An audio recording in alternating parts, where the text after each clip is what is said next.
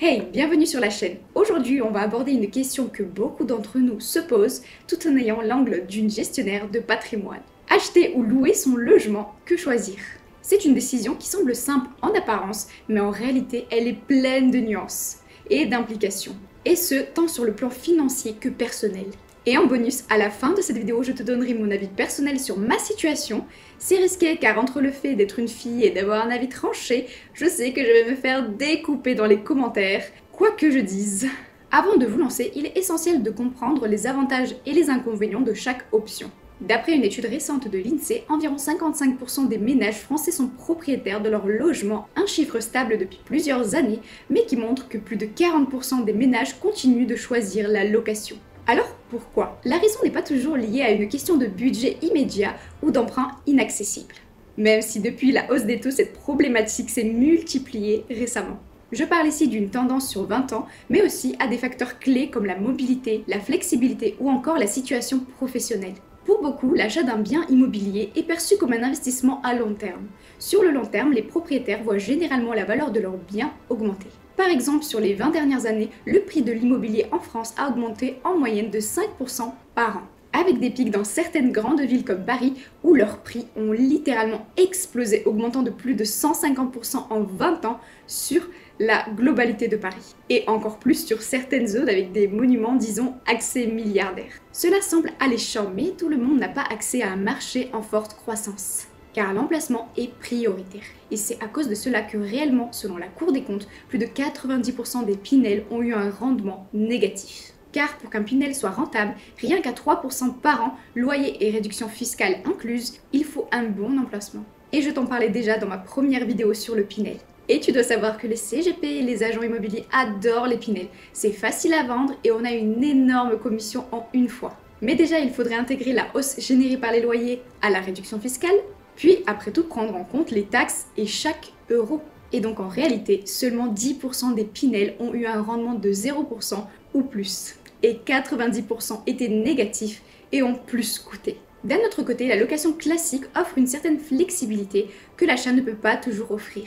30% des locataires français déclarent choisir la location principalement pour des raisons de mobilité professionnelle ou personnelle. Si vous avez besoin de déménager pour le travail ou si vous n'êtes pas encore sûr de l'endroit où vous voulez poser vos valises à long terme, louer peut être un choix judicieux. Et il ne faut pas oublier les coûts cachés de la propriété, les frais de notaire, les charges de copropriété, les taxes foncières et d'autres impôts fonciers non inclus dans la taxe foncière aussi, sans parler des éventuels travaux de rénovation ou des rafraîchissements tous les 15-20 ans. Que ce soit les façades, l'électricité ou la chaudière, j'ai un très proche dans ma famille qui est archi, donc je connais tous les coûts, à la fois des artisans et pour le client, et une fois lissé, c'est énorme. Selon l'ANIL, en France, les coûts liés à l'achat d'un bien immobilier représentent environ 10 à 15% du prix d'achat initial.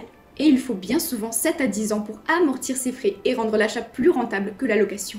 Mais c'est toujours sans inclure les rafraîchissements périodiques que ne fait pas le locataire, donc comparaison un peu faible. Dans cette vidéo, on va passer en revue ces différents aspects en détail. On parlera aussi des dispositifs fiscaux, des taux de crédit actuels et on vous donnera des outils pour calculer le véritable coût de chaque option en fonction de votre situation. Alors, est-ce que c'est toujours une bonne idée d'acheter? La location peut-elle vous offrir plus de flexibilité sans sacrifier vos finances? On va comprendre tout ça ensemble. Commençons par l'aspect psychologique en quelque sorte et le passage en revue de quelle manière cette question appartient à notre quotidien. Les médias, en particulier des grands noms comme le Parisien, jouent un rôle crucial dans la formation de l'opinion publique. Toujours selon une étude, cette fois-ci de l'Institut Montaigne, près de 60% des Français estiment que les médias influencent leurs décisions d'achat immobilier. En effet, leur message constant que c'est le moment d'acheter ne fait pas seulement écho à des tendances économiques, mais s'inscrit également dans un récit plus vaste qui façonne notre perception de la propriété. Ce discours est d'ailleurs souvent amplifié par des professionnels de l'immobilier tels que notaires, agents immobiliers et banquiers dont les intérêts financiers sont intrinsèquement liés à la réalisation de transactions immobilières. En agissant comme des relais d'informations positives, ces acteurs peuvent créer une bulle de confiance incitant les acheteurs potentiels à se lancer. Et ce même dans des périodes où le marché est incertain. En France, la part des acheteurs immobiliers qui se fient à l'avis des agents immobiliers pour leur décision d'achat a atteint les 74% en 2023, renforçant l'idée que l'achat immobilier est un passage obligé vers la réussite sociale. Les stratégies de vente sur le marché immobilier reposent sur des mécanismes psychologiques sophistiqués, souvent articulés autour de deux types de manipulations émotionnelles. Premièrement, l'attrait du rêve. L'idée d'acheter une maison est souvent promue comme une voie vers la réalisation d'un rêve personnel, un symbole de réussite, de bonheur et de stabilité. En effet, selon une enquête de l'INSEE, 83% des Français considèrent que posséder une maison est essentiel pour mener une vie épanouie. Les publicités et les campagnes de marketing exploitent des images de familles heureuses dans des maisons idéales, renforçant l'association entre la propriété immobilière et le bonheur. Ce fantasme peut donc inciter des individus à prendre des décisions hâtives en les persuadant que l'achat immobilier est la clé d'une vie épanouie. Et dans un second temps, nous avons la peur de manquer. À l'opposé, la pression de devoir agir rapidement pour ne pas rater des opportunités crée un sentiment d'urgence. Les messages alarmistes sur la montée des prix et des taux d'intérêt sont souvent amplifiés. Par contre, ne me faites pas dire ce que je n'ai pas dit. Les taux bancaires sont un de mes critères prioritaires qui peut transformer tout d'un coup une opportunité foncière en misère foncière. Par exemple, le prix moyen des maisons en France a augmenté de 10,3% en 2021 et de 5,1% en 2022, incitant les acheteurs à craindre que les prix continuent de grimper. Cette approche de tout ou rien peut conduire à des décisions impulsives où l'acheteur, pris dans un tourbillon d'anxiété, oublie de considérer d'autres facteurs essentiels comme sa situation financière ou ses besoins à long terme. Et ce, même dans les périodes de crise sur le marché immobilier. Comme durant la crise des subprimes, les médias continuaient de proclamer que c'est le bon moment pour acheter, souvent en omettant de mettre en lumière les risques associés à ces investissements. Selon les données de la Banque de France, durant la crise des subprimes, le taux d'impayé sur les prêts immobiliers a grimpé de 7,5% en 2009. Pendant la crise, alors que de nombreuses familles perdaient leur maison et que la confiance dans le marché était ébranlée, cette insistance à acheter pouvait paraître non seulement déplacée, mais également irresponsable.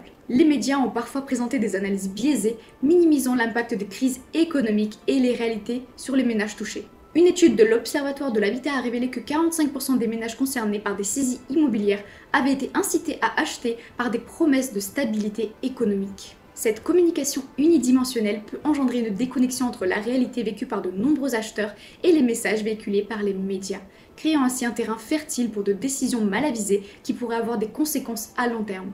Et ce sans parler du manque de transparence des experts interrogés.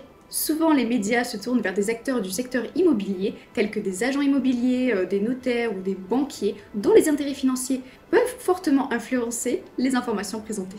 Ces experts ont tout intérêt à promouvoir l'achat immobilier car leurs revenus dépendent directement des transactions réalisées. En conséquence, le discours véhiculé par ces professionnels peut être biaisé, négligeant les réalités du marché et les risques encourus par les acheteurs. Cette situation crée une asymétrie d'information où les acheteurs se retrouvent exposés à des informations biaisées ou incomplètes, les poussant à prendre des décisions basées sur des conseils qui ne prenaient pas en compte leur situation personnelle ou les fluctuations du marché. Et ces paramètres sont d'autant plus importants le marché immobilier traversant une période de crise, marquée par une volatilité croissante et des incertitudes économiques. Alors que la croyance populaire persiste à affirmer que l'achat d'un bien immobilier est toujours un bon investissement, la réalité actuelle révèle une autre facette. Dans de nombreuses situations, acheter peut s'avérer plus risqué que de louer. Selon une étude de la Banque de France, le taux d'endettement des ménages a atteint 34,6% en 2023, un niveau alarmant qui souligne les dangers d'une pression excessive à l'achat. De plus, les coûts d'entretien, les taxes et les fluctuations de la valeur immobilière peuvent rapidement annuler les avantages perçus de la propriété. Par exemple, en période de stagnation ou de déclin des prix, un acheteur peut se retrouver avec une perte de valeur significative, tandis qu'un locataire bénéficie de la flexibilité de ne pas être lié à un bien dont la valeur peut fluctuer. Louer peut également offrir un accès à des logements de qualité supérieure dans des emplacements prisés, sans les engagements financiers à long terme associés à l'achat. Le marché immobilier actuel présente parfois des situations où des acheteurs sont mis en avant comme heureux d'avoir acheté à des prix élevés des biens immobiliers aux surfaces modestes, voire plus que modestes.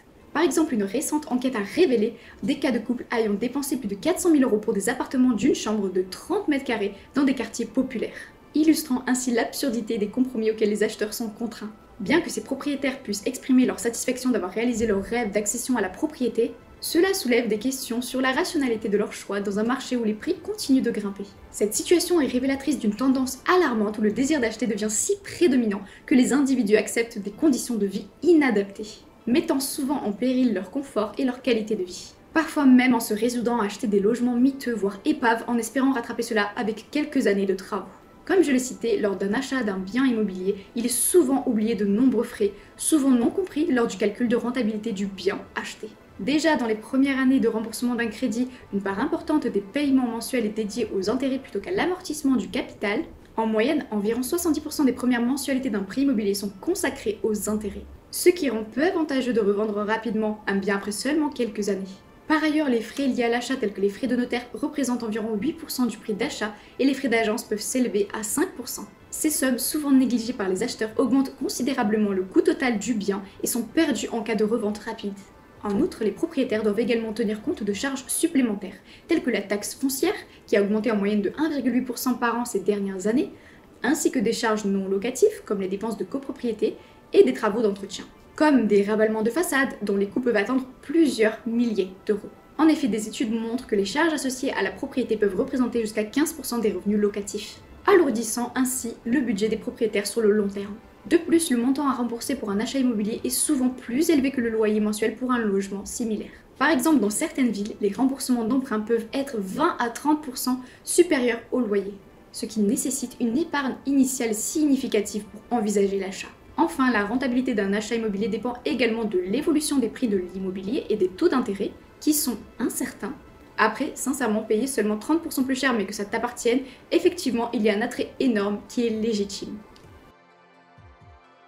Maintenant, nous allons passer sur un petit simulateur de l'achat vs la location. Ce simulateur vient de l'épargnant 3.0 et je le trouve assez complet pour faire une simulation proche de la réalité. Donc, pour le prix de notre maison, nous allons prendre le coût d'achat moyen pour une maison individuelle neuve dans l'Hexagone au troisième trimestre 2023. L'achat d'une maison individuelle neuve en France en 2023 présente un coût moyen de près de 353 000 euros, soit une augmentation significative par rapport aux années précédentes, sachant que 8 ans auparavant, le coût moyen d'achat d'une maison était encore de moins de 248 000 euros.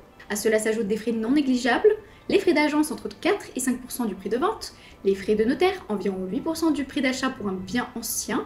Pour l'augmentation du prix du bien, on considérera une augmentation annuelle du prix du bien au-dessus du niveau de l'inflation. Et nous avons vu que la hausse de l'immobilier sur le très long terme a été de 1% par an. En ce qui concerne l'apport, 10% est souvent considéré comme un minimum. En ce moment, certaines demandent plus de 20 voire 30%. Après, c'est toujours pareil. Plus on a d'épargne et de revenus, moins on nous en demande. C'est une réelle injustice, mais après, il faut bien qu'il y ait des critères.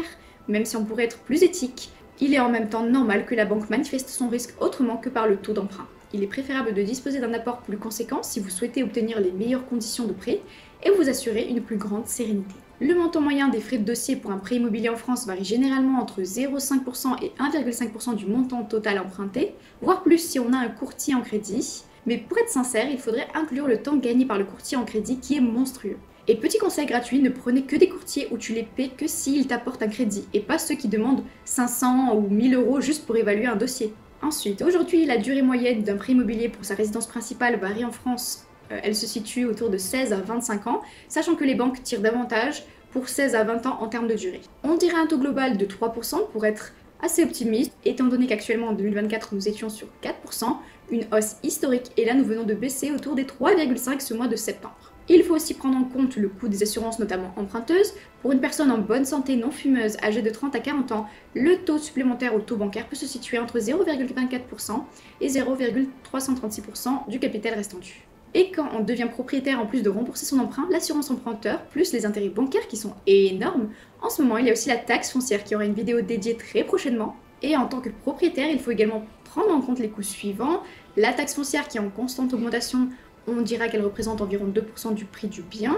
Pour faire simple, selon cette dernière édition de l'Observatoire national des taxes foncières, on souligne qu'entre 2012 et 2022, les propriétaires ont payé en moyenne plus 26,3% de taxes foncières. Cette hausse est quasiment 4 fois supérieure à l'augmentation des loyers. C'est juste énorme en termes d'augmentation.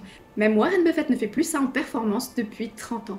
En ce qui concerne les coûts d'entretien, la première méthode, selon le constructeur et expert immobilier, est de compter entre 2 et 5% de la valeur de votre habitation par an.